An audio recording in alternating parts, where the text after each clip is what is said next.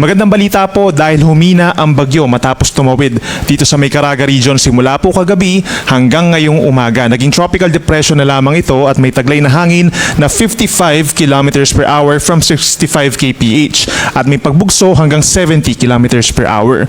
Naglandfall po siya sa may Bayabas, Surigao del Sur for the first time kagabi 11:50 p.m. at sa ngayon po as of 10 in the morning ay nasa coastal waters po ito ng bayan ng Anda sa Bohol. Ito ay kumikilos naman ng mabagal west-northwest at 10 kilometers per hour.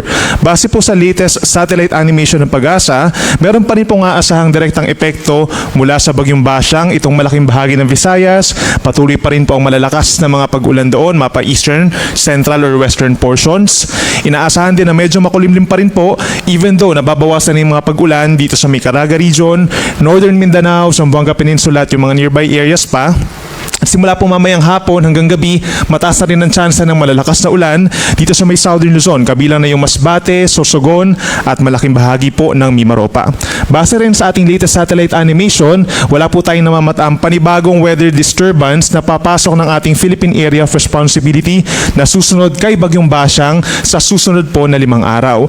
Yung amihan naman or northeast monsoon, nakakaapekto sa may northern and central Luzon, nagdadala lamang po ng may hinang ulan at magbabalik ang malakas na amihan pagsapit po ng linggo.